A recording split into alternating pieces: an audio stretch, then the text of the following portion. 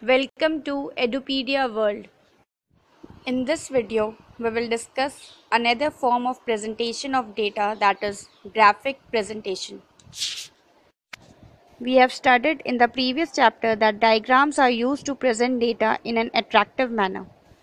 Graphic presentation of data is another method of presenting the data. This is more appropriate than the diagrammatic presentation of data. It is a technique of presenting given information on a graph paper. Graphs are used more widely than the diagrams as they present all types of data on a graph paper. Let us study this in detail in this chapter. Graphic presentation of data is the technique of presenting statistical data on a graph paper in the form of lines or curves. In other words, data presented with the help of mathematical graph is known as graphic presentation of data. It is pictorial presentation of data in the form of graphical presentation, which presents numerical facts in an attractive manner. Graphs present data in an attractive manner. Graphs make the complex data simpler. Graphs are easy to understand and can be comprehended easily. And graphs facilitate the calculation of measures of central tendency, that is median, mode, etc. The comprehension of the different essential features of distribution become quite easy even for a layman if the data is presented graphically. According to A.L. Boddington, the wandering of lines is more powerful in its effect on the mind than a tabulated statement. It shows what is happening and what is likely to take place just as quickly as the eye is capable of working. One more definition. According to I.R. Vesalo, the simplest and commonest aid to the numerical reading is the graph. This gives a picture of number in such a way that the relations between them strike the eye. It is of the greatest value in making number clear. Thus, graphs are dynamic, dramatic.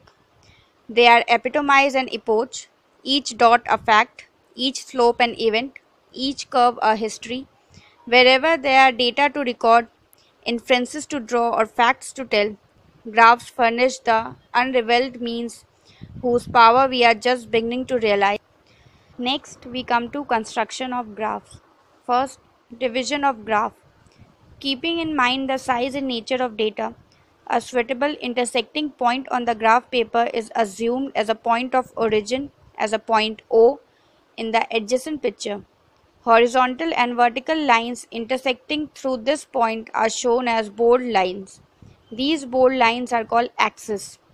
Horizontal line from left to right is called horizontal axis, abscissa, or x-axis. The line going upward or downward is called vertical axis, ordinate, or y-axis. The x-axis and y-axis are mutually perpendicular to each other. These axes divide the plane of the paper in 4 parts. Each part is called quadrant as shown in the graph. Second point, use of axes and quadrants. Point of origin in the graph is indicated by the English letter O. Positive values of x are taken towards right side on the horizontal axis and of y towards upper side on the vertical line.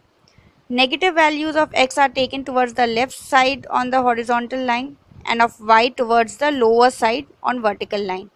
Thus, in the first quadrant, both x and y are positive. In the second, x is negative and y is positive. In the third quadrant, both x and y are negative, and in the fourth, x is positive and y is negative. In most cases, the data are positive figures. These are therefore presented only in the first quadrant. There are some other guidelines also to construct a graph. First, heading. It should possess a suitable title or heading which should be able to convey the purpose for which graph has been made. Second, scale. Graphs do refer to some scale. The choice of scale will depend upon magnitude of data. Scale should be proper so that all the details of statistical information could be accommodated in the available space. Third, false baseline. As a rule, scale on the y-axis should begin from 0. If the value in the series are very large and the difference between the smallest value and 0 is very high, then OY axis would start from the above point O.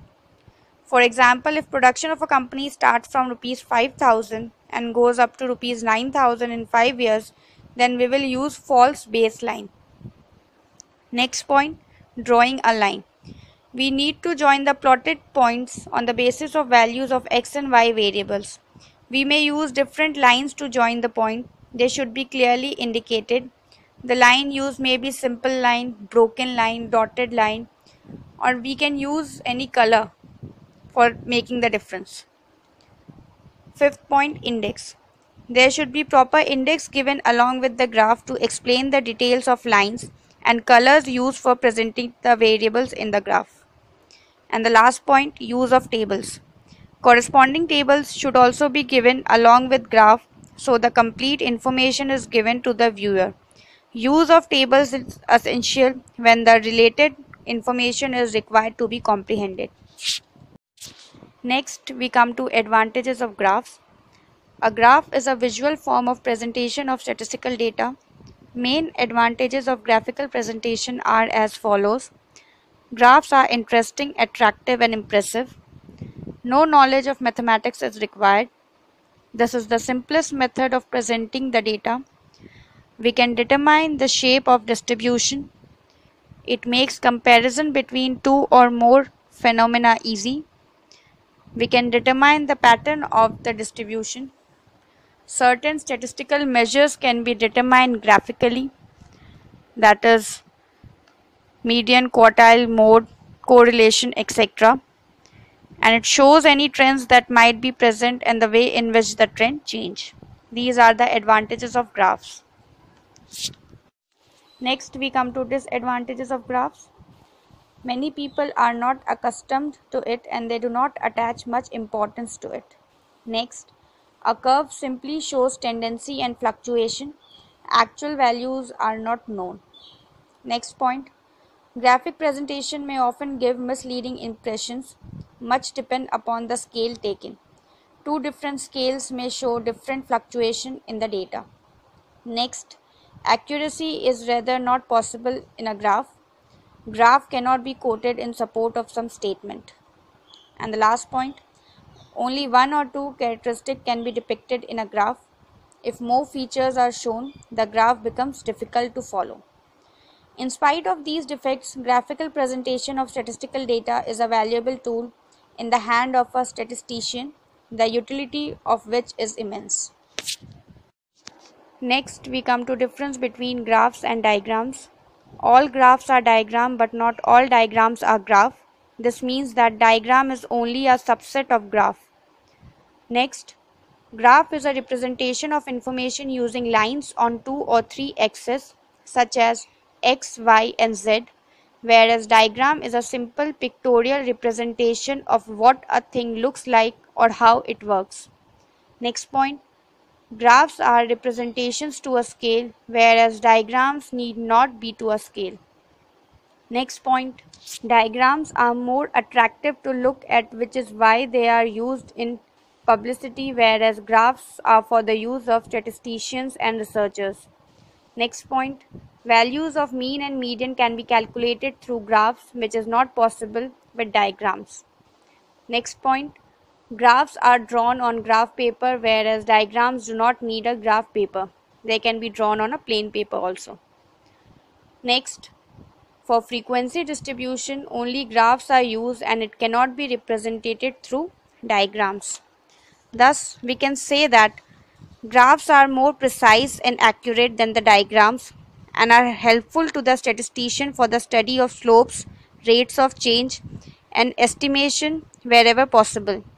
Graphs are almost essential for the analysis of economic, business, or social data needed for research work. Thank you for watching Edupedia World videos.